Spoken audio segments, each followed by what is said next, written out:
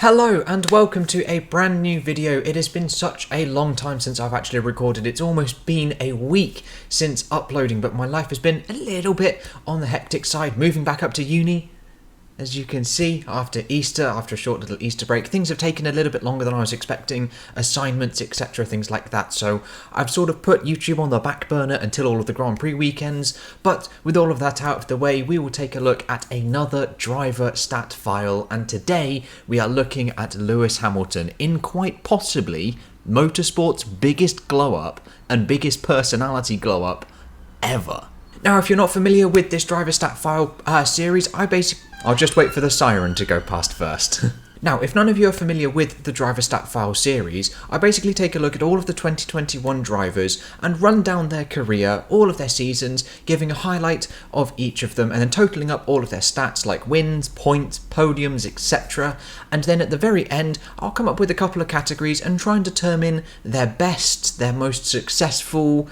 It's a very arbitrary kind of thing, and obviously people's opinions are going to change drastically, because for Lewis Hamilton you could think 2020 is an astonishing year, and that is his best year, as he was probably the most dominant in 2020, but others may think a year where he slightly struggled, but proved his worth, like 2009 or 2011/12, etc. are his best years. It is a very, very subjective thing.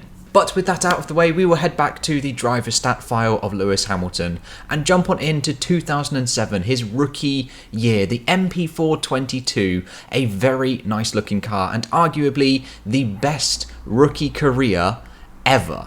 He went on a run of 9 straight podiums from his debut, taking 17 race starts, 16 finishes, just one crucial DNF, 109 points matched with two-time Formula 1 champion Fernando Alonso and 1 point behind Kimi Raikkonen, 4 victories in his debut season. Again, I think that is joint top with Jacques Villeneuve in 96, I want to say, for wins in a debut season, 6 pole positions as well, 12 podiums in 17 races. That is ludicrous, but crucially 1 DNF, which cost him that title in China.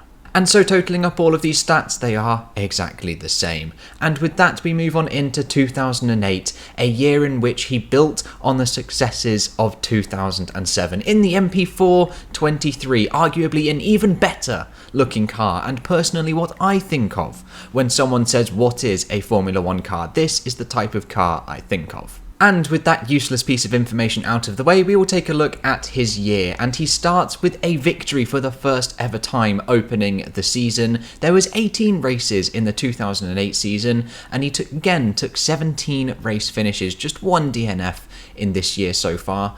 98 points, a little bit less than his rookie year, however he did claim his championship by just 1 point overall. 5 victories, 1 more than his previous one, and his very first in Britain in one of his best ever Grand Prix victories. 7 pole positions, again 1 higher than the previous year. 10 podiums, a little bit less than the year previous. 1 DNF again, that came in Canada, but crucially 1 championship at the very end in Brazil. Is that Glock? The classic line that was said by Martin Brundle at the Brazilian Grand Prix. And so totaling up Lewis Hamilton's tallies so far, we have 1 championship, 35 race starts, 33 finishes, 207 points, 9 wins and 13 pole positions. But from 2007 and 2008, some very successful years, we head on into the opposite. 2009, after the development war between McLaren and Ferrari of the previous year, they really sacrificed 2009 with the aero changes, and we take a look at the results, and they are quite poor for the first half of the season. There were 17 race starts, much like there were in 2007. He took 14 finishes, being disqualified from Australia due to the yellow flag issues with Jarno Trulli in the Toyota, I believe, or it may have been even Timo Glock, I'm not 100% sure. 49 points, half that what he scored in his championship winning year. 2 victories in a bad car, although it was a slight B-spec car after the summer break, winning in Hungary and also in Singapore, taking just 4 pole positions, 5 podiums, 2 DNFs this time, along with 1 disqualification, and no championships overall, bringing his total career up to 52 race starts, 256 points, 11 wins, and 17 pole positions. And then from 2009, with this struggle bus of a year, we head to 2010 and the MP425. Now, McLaren had a little bit of a rejuvenated step into them for the 2010 season, and we take a look at the results of this. Bear in mind, there was a new points change as well, so the points tallies look a little bit whack comparing it to the previous years, but there were 19 race starts, the most races in any season so far in Formula One's history, 16 finishes, there were 3 DNFs in total, 240 points, the most he'd ever scored in a season, 3 Grand Prix victories, just one more than there was in the previous season in 2009, 1 pole position, that is his lowest amount of poles ever in one season, then 9 podiums, 3 DNFs like I said just previously, and crucially again, no championships, missing out only just to Sebastian Vettel, bringing his total points almost to 500, 14 wins, 18 poles, and 36 podiums. And from 2010, we take a look at 2011 and the MP426. Now again, this was a little bit of a difficult year for McLaren. I'm not sure whether they couldn't get the new Pirelli tyres turned on, but they weren't as competitive as they would have hoped. Although they did have some very bizarre looking side pods that I wasn't particularly a fan of. I'm not really sure what to describe that shape. But anyway, we take a look at the season as a whole, and again it starts off vaguely promising with a podium in Australia and a win in China. But there were again 19 race starts in a car that it looks really long. It just looks very long, this car. And of those 19 race starts, he took 16 finishes, 227 points, a little bit less than the previous year as he was actually outperformed by Jenson Button this year, then took 3 Grand Prix victories, and I just love this photo from China. I've never seen it before until researching for this video, and then 1 pole position, matching what he got in 2010, 6 podiums, 3 DNFs, and also no championships either, bringing his total tally up to 90 race starts, 79 finishes, 723 points, 17 wins, 19 pole positions, and 42 podiums. However, leaving 2011 and we head to 2012, McLaren had built a monster of a car. It was just very fragile, and that was the ultimate turning point for Lewis Hamilton in his McLaren career. But taking a look at the results so far, again, it started very promising. 3 third places in a row in the first 3 rounds. There were 20 race starts, the longest season calendar so far as of yet. 15 finishes, there were 5 DNFs, the most he had ever had in a season. 190 points, these DNFs dashed any chances that he had of taking the title fight to Vettel and Alonso. 4 Grand Prix victories, that car had the pace. It had the pace to win. If we look at Germany, DNF, Hungary, win, Belgium, DNF, Italy, win, Singapore, DNF.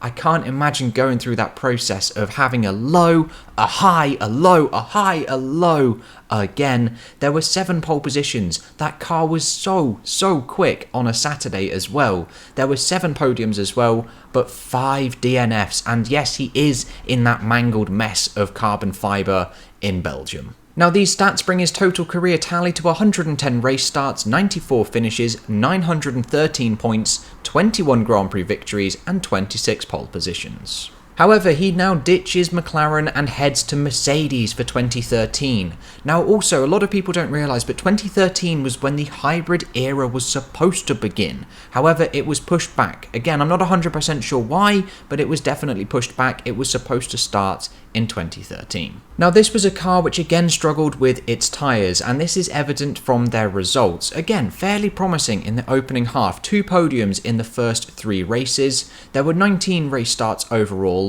in a year where both Mercedes had yellow helmets. We were used to having 1 yellow and 1 red, easy peasy, but they both had yellow. It was a little bit on the awkward side. There were 18 finishes, just 1 DNF, so better reliability than the 2012 McLaren.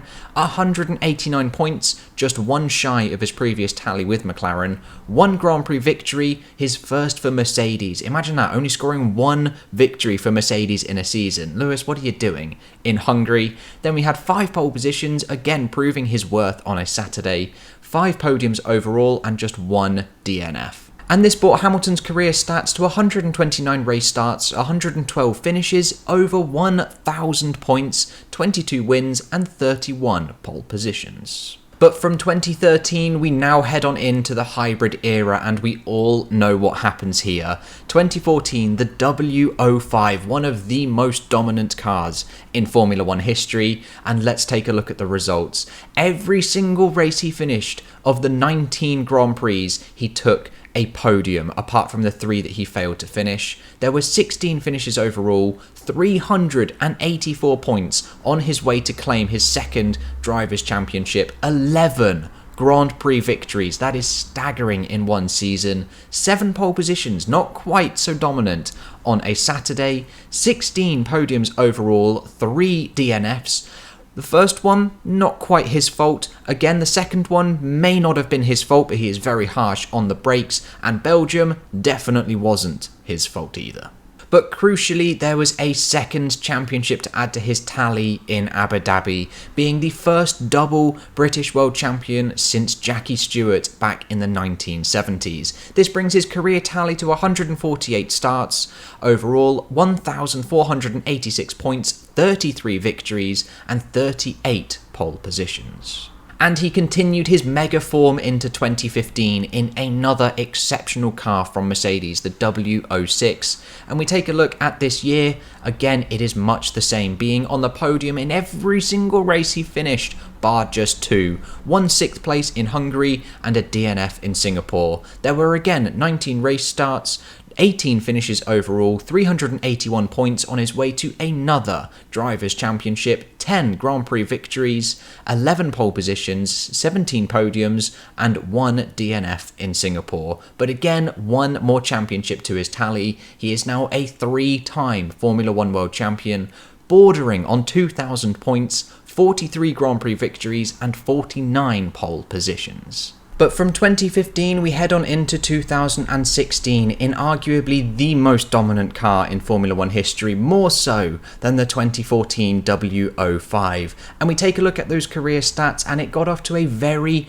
ropey start for Hamilton in the first couple of races, especially as Rosberg took 4 straight victories in the first 4 rounds. There were 21 race starts overall, 19 Grand Prix finishes, 380 points. He missed out on the championship by just 5 in Abu Dhabi. There were 10 Grand Prix victories, one of a couple of drivers to win more races that year than the year's champion overall, 12 pole positions, 17 podiums in 21 races, but 2 DNFs, that critical one in Malaysia when he was winning the Grand Prix. Conspiracy? Who knows? But this season took his total tallies up to 188 race starts, 165 finishes, over 2,000 points overall, and 53 Grand Prix victories. But from 2016, we head on into 2017 with a major regulation overhaul, fatter rear tyres, fatter, longer cars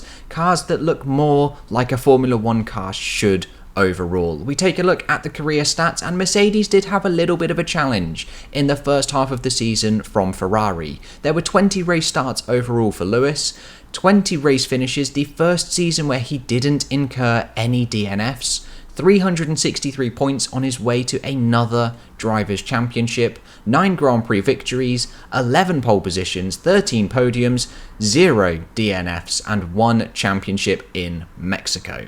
And this brings his total tally up to 2,600 points, 62 Grand Prix victories, and 72 pole positions. And he continued this mega form from 2017 into 2018, the Halo era as some people have called it. And taking a look at these career stats, once again a Ferrari threat in the first half of the season. There were again 21 races overall this season, and he retired in just one of them in a weird race for Mercedes in Austria 2018. 408 points, the first time he had ever breached the 400 point mark overall, 11 Grand Prix victories once again, 11 pole positions, 17 podiums, 1 DNF that came in Austria, and again another Drivers' Championship overall. And this took Hamilton's career tally to 229 race starts, 205 finishes, and over 3,000 points overall. And from 2018 and the complex front wings, we head on into 2019 and the less complex front wings in order to reduce all of the turbulent air coming off of the cars. And we take a look at the career stats for Hamilton this year, and there was no real threat whatsoever. There was again 21 race starts this year, and again he took 21 finishes, the second season in which he did not retire from a entire season. Ugh, that was a mouthful. He again took 413 points for the second time, breaching that 400 point mark, 11 victories overall, 5 pole positions, 17 podiums in 21 Grand Prix victories, no DNFs, and 1 more championships, which came in the USA. And this brought Hamilton's total tally up to 3,431 points overall, 84 Grand Prix victories, just 7 short of Michael Schumacher's record, 88 pole positions, and 151 podiums. And from 2019 we head on into 2020 with what has been regarded by Mercedes themselves, and Lewis Hamilton himself also, as their best ever car. So let's take a look at the stats for the 2020 season, which was obviously cut short due to a little bug called the coronavirus. We had 17 race starts this year, 16 Grand Prix finishes. He didn't take part in the Sakhir Grand Prix due to catching the little bug. He took 347 points overall, 11 Grand Prix victories in 17 starts. He just missed 6 Grand Prix victories, 10 pole positions, 14 podiums in 17 starts, 0 DNFs once again, and another championship, tying Michael Schumacher's record of 7 championships.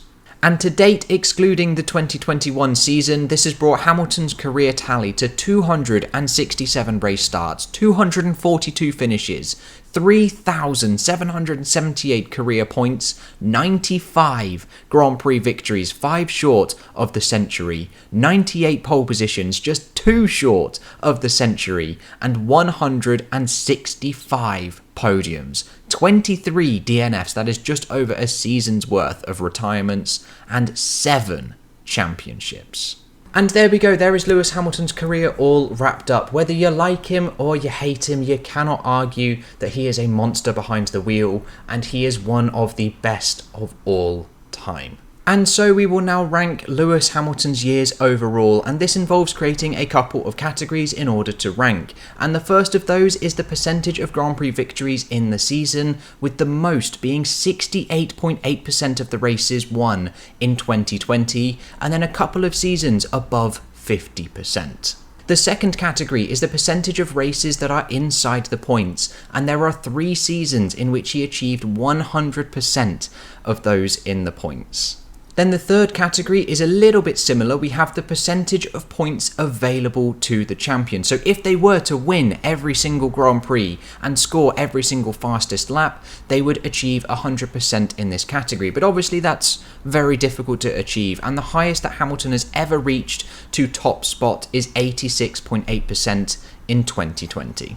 Then we've got the percentage of podiums in the season as well, the percentage of DNFs across the season, the percentage of points versus your teammate. Now any percentage above 100 means he outperformed his teammate, and then any percentage below 100 is when he didn't outperform his teammate. We then have the percentage of pole positions in the season, and then also the percentage of fastest laps in the season. Now obviously you can include any order of categories you like, or you can have your own opinions about this, but I prefer not to sort of bring my opinions into this, as it just causes all sorts of arguments, fully aware that this is also going to cause a bunch of arguments too, but that's what these videos are for. And I always like to try and just chuck a little bit of maths into there so it isn't just my opinions, as that's what this whole channel is about. We love maths here. And so collating all of this data and giving them each arbitrary ranks 1 through to 14 overall, we can determine that Hamilton's best year was 2020, closely followed by 2015, 2019, 17, 18, 14, and then 16. We can see that his most dominant years, his best years, were in the Mercedes. Then we've got 2008, 2007, 2010, 2013 in the middle of those McLaren years, followed by 2011, 2009, and 2012. And there we go, there are Lewis Hamilton's years ranked according to these categories. Obviously, if we change 1 or 2, we end up with a slightly different order. So if you do disagree/agree with the comments, please let me know in the comment section down below, but try and keep it civil, otherwise I just won't reply to the comments at all. But thank you guys so much for watching, and I do apologise for the long wait for videos, but there will be more coming out over the Imola Grand Prix weekend, so I will catch you guys at the next one.